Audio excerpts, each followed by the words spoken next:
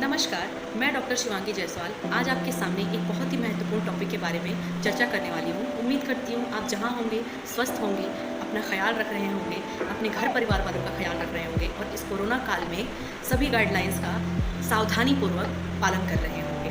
तो चलिए शुरू करते हैं। इस कोरोना काल में हम सब ने जान लिया है कि इम्यून पावर क्या होता है और इम्यून पावर कितना ज़रूरी है हमारे लिए।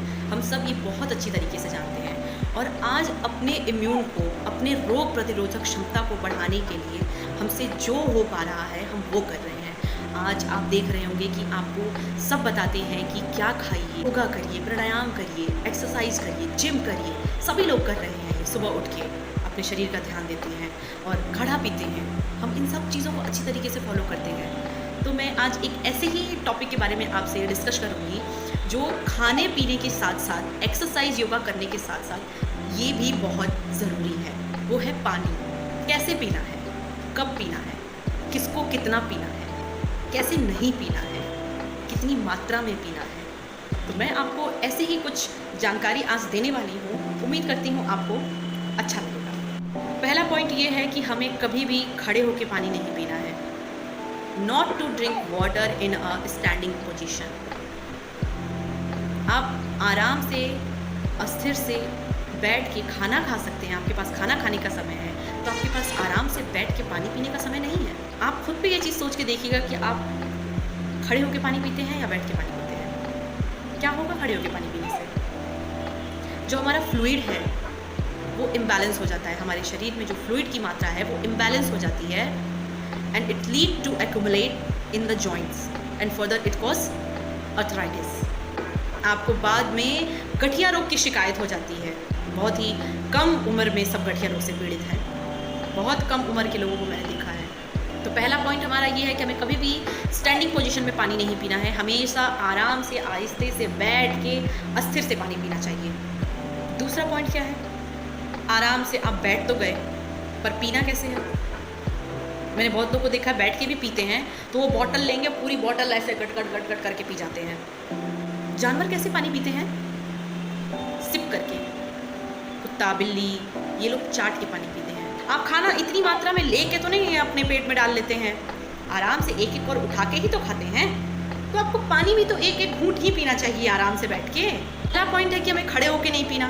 दूसरा पॉइंट है कि कभी भी गटागट पानी नहीं पीना है हमें। तीसरा पॉइंट है कि तापमान क्या होना चाहिए पानी का। गर्मी से चिलचिला के आ रहे हैं, खड़े हैं, पानी चाहिए, बर्फ़ वाला पानी चाहिए, लाओ 2 लीटर का बॉटल लेके गटागट बर्फ़ का पानी पी रहे हैं। आपको पता है आप अपना कितना नुकसान कर रहे हैं? ठंडा पानी पचाने में हमारे शरीर को जितनी मेहनत लगती है ना, नॉर्मल या कुनकुने पानी को पचाने में हमारे शरीर को उतनी मेहनत नहीं लगती है। इसीलिए हमें पेट से रिलेटेड हर तरह की दिक्कत का सामना करना पड़ता है, क्योंकि हम हर वक्त ठंडा पानी, बर्फ़ वाला पानी पीने की आदत डाल चुके हैं। आपको गर्म पानी पीने की आदत नहीं है, कोई बात नहीं, आप रूम टेम्परेचर पर पानी रख के पीजिए। तो ये मैंने आपके सामने 3 पॉइंट्स रख दिए। खड़े होके नहीं पीना है, सिप करके पीना है पानी, घूट करके, और हमेशा कुनकुना या रूम टेम्परेचर पे पानी पीना है। ठंडा पानी नहीं पीना है, कभी भी नहीं पीना है। चौथा पॉइंट क्या है? कभी भी हमें खाना खाने के बाद तुरंत पानी नहीं पीना होता है। ये चीज़ सबको पता है, सभी को पता है कि खाना खाने के तुरंत बाद पानी नहीं पिया जाता है, लेकिन फिर भी लोगों को जल्दी है, उनकी दिनचर्या इतनी व्यस्त हो गई है। मैं आपको एक उदाहरण देती हूँ। आपने गाँव में चूल्हा देखा होगा, खाना पकता है चूल्हों पे, मिट्टी का चूल्हा होता है, उसमें लोग लकड़ी जलाते हैं, लकड़ी लगा के आग जलाते हैं, फिर उस पर बर्तन वगैरह रख के खाना पकाते हैं। तो जब लकड़ी लगा के आग जलाते हैं, जब वो आग जल जाती है तब उसमें खाना रख के पकाते हैं। और जब खाना रख के पकाते हैं तो लकड़ी पे पानी डाल के बुझा थोड़ी ना देते हैं। खाना जब अच्छी तरीके से पक जाता है तभी तो उस पर पानी डालते हैं। खाना पका के उतार लिया, लकड़ी पे पानी डाल के उसको, चूल्हे को बुझा देते हैं। आपका आमाशय भी आपके शरीर का चूल्हा है, किचन है, स्टोमक। हमारी अग्नि प्रज्वलित हुई, खाना खाने का हमारे समय हुआ है, हमने खाना डाला, अब उसका प्रोसेस है पकने का। अब वो पक रहा है, प्रोसेस में है, आपने पानी डाल दिया, आग बुझ जाएगी, खाना पकेगा। नॉर्मल सब्जी बनाने में आधे घंटे का वक्त लगता है, आधा घंटा तो लगता ही लगता है सब्जी बनाने में। यहाँ भी खाना पकने में 30 से 45 मिनट लगता है। इतना सब्र आपको रखना चाहिए। खाने के बाद तुरंत पानी पीने का ये हश्र होता है, खाना सड़ता है, यहाँ पे पचता नहीं है। फिर कम उम्र में आपको एसिडिटी की प्रॉब्लम होगी, इंडाइजेशन की प्रॉब्लम होगी। गैस्ट्राइटिस की प्रॉब्लम कितने लोगों को है? 10 में से 10 लोगों को गैस्ट्राइटिस की प्रॉब्लम है। क्यों? यही कारण है।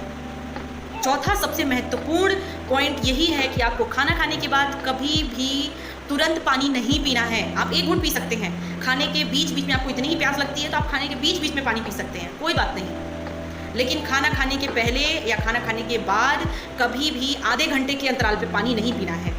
पांचवा पॉइंट है, सुबह उठ के हमेशा हमें गर्म पानी पीने की आदत डालनी चाहिए। जितने भी हमारे शरीर में टॉक्सिन्स होते हैं, इंटॉक्सिसिटी होती है, वो सब गर्म पानी के थ्रू बाहर आ जाता है। फूंक फूंक के गर्म पानी पीना है।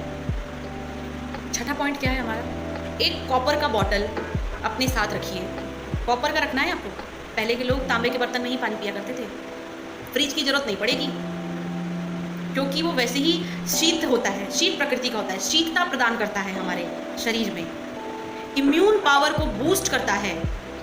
रात में आप पानी रखिए, सुबह उठ के उस पानी को पीजिए, उस तांबे के बर्तन का पानी पीजिए। हर इंसान को यही कोशिश करनी चाहिए कि मैं कितने प्रतिशत कर सकती हूँ या कर सकता हूँ इस चीज़ को, तो वो चीज़ हमें करनी चाहिए।